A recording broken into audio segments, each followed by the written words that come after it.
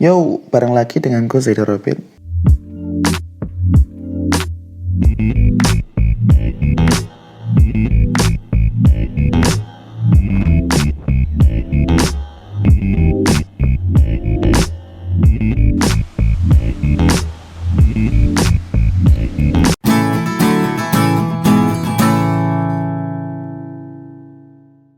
Halo teman-teman, balik lagi dengan aku Zaido Robin, tetap di konten Kui Kita Santuy.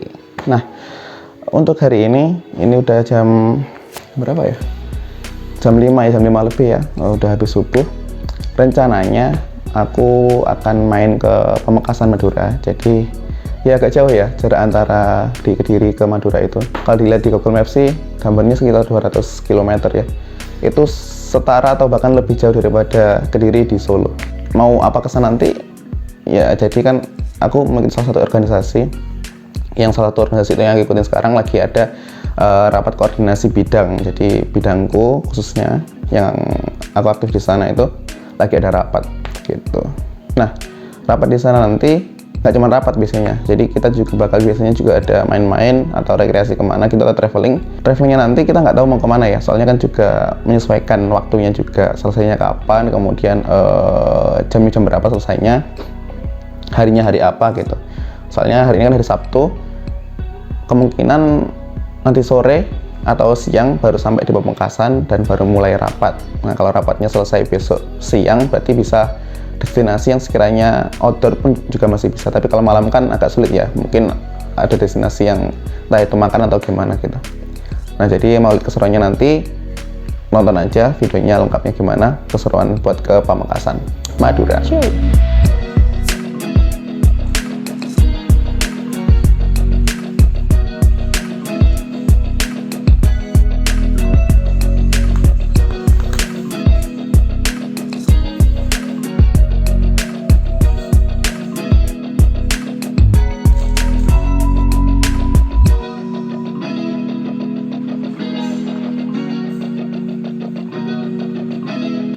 Ya udah sampai Surabaya.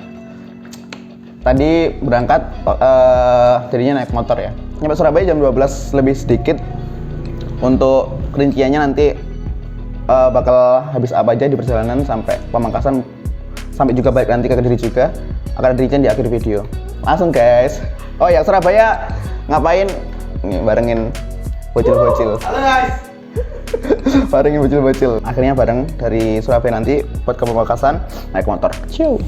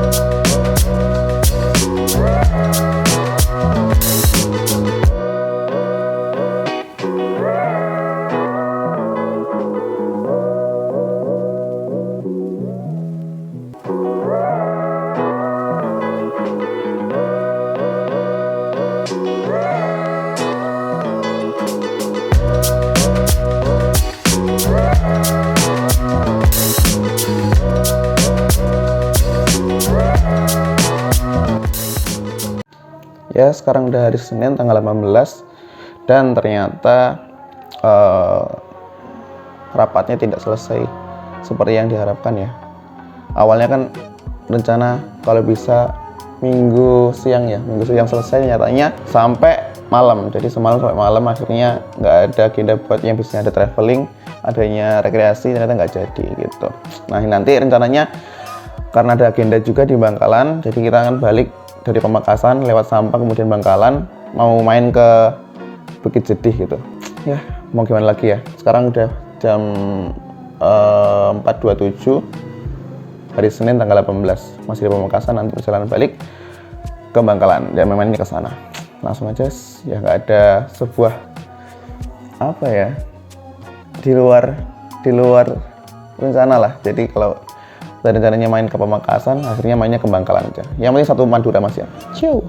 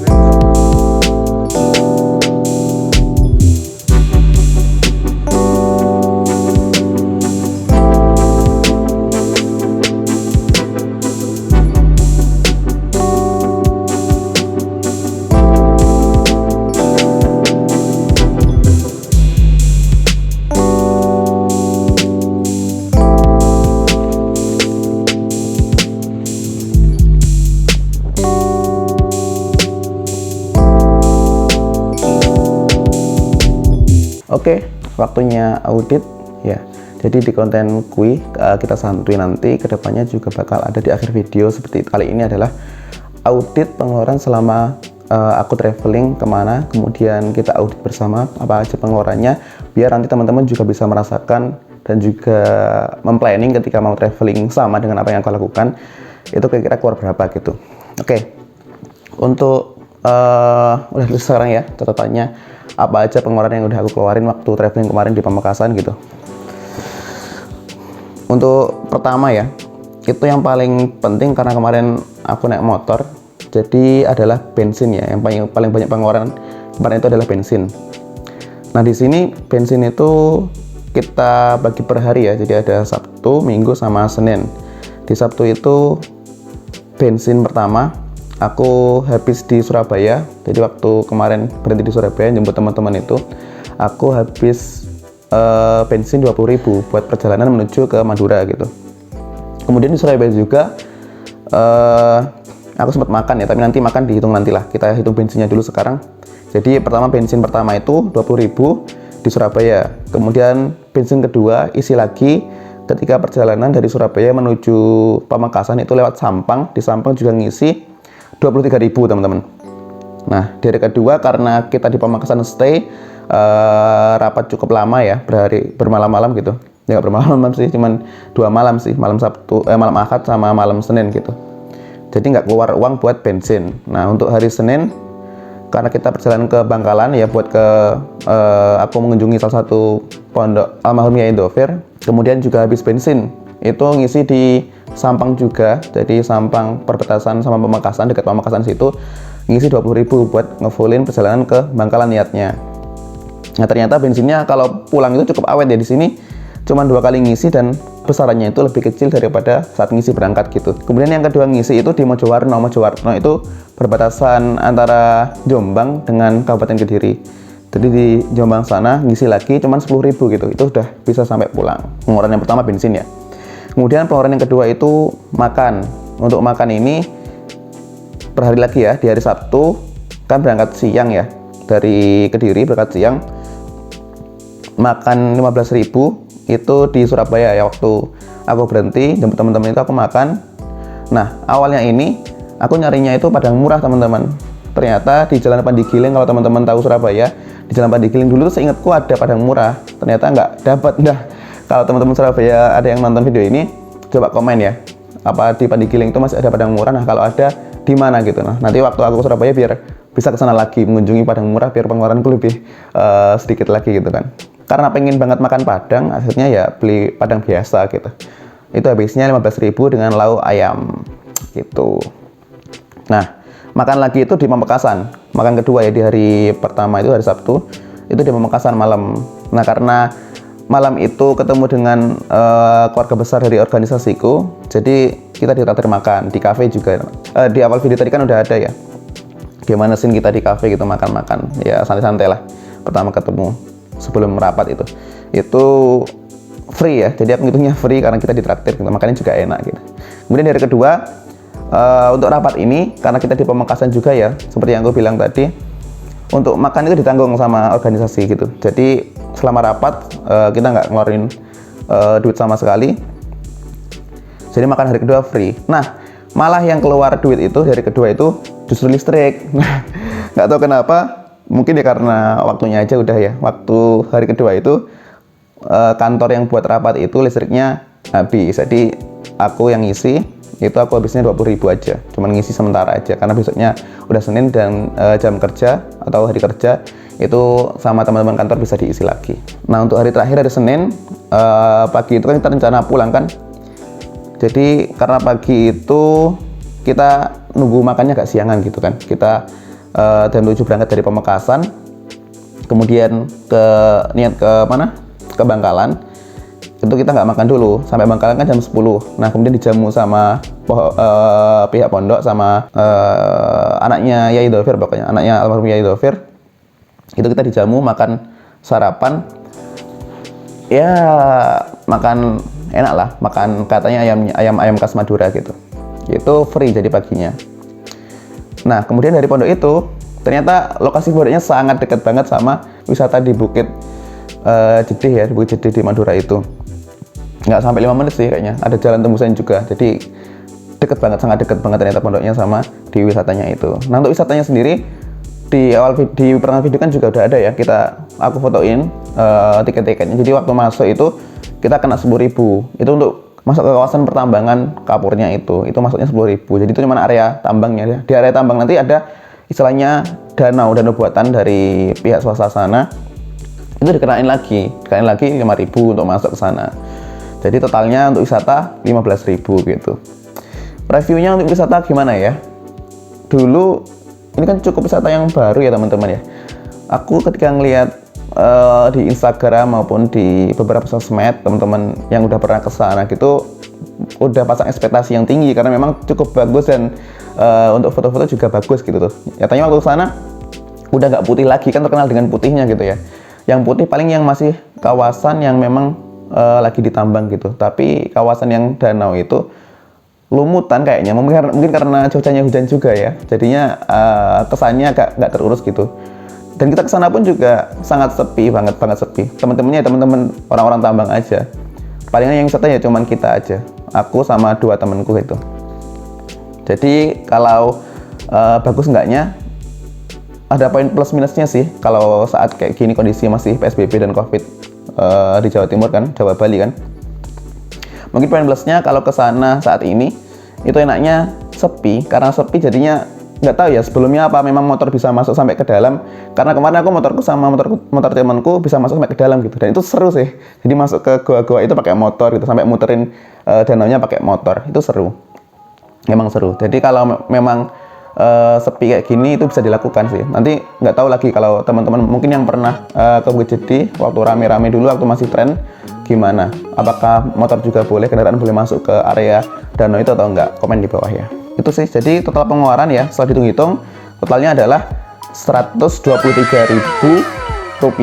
Nanti teman-teman kasih komen kira-kira recommended nggak sih, kira-kira kalau dengan duit yang kita keluarin segitu, dan mendapatkan seperti yang ada di dalam video kayak gitu. Kalau memang recommended ya silahkan di planning buat sama seperti apa yang aku lakuin. Cuman satu ya kuncinya, karena memang banyak relasi ketika aku traveling ini. Jadi kalau teman punya relasi yang sama, maksudnya jumlah yang cukup banyak di tempat yang akan di-travelingin, ya sebisa mungkin maksimalkan relasinya gitu. Karena itu yang salah satu hal yang menurutku ya cukup untuk menguras atau meminimalisir pengeluaran kita saat traveling gitu. Apalagi kan tempat tinggal kan, kalau teman-teman liburan kemana gitu, kemudian kesusahan atau tidak ada kenalan untuk tempat tinggal, kan harus ke penyewaan gitu kan, atau hotel atau motel atau gimana gitu. Dan itu dirasa cukup banyak pengeluarannya kan. Kalau hotel kan rata ya 200-300 ribu kan, itu udah cukup dan layak gitu. Dan tapi ngerasa banget kalau misalkan nih 2 malam aja kondisinya aku tidak punya relasi di tempatku traveling kemarin, ya bakal sangat banyak pengeluarannya gitu. Kalau 2 malam aja udah berapa? Paling nggak udah 450 ribu kan.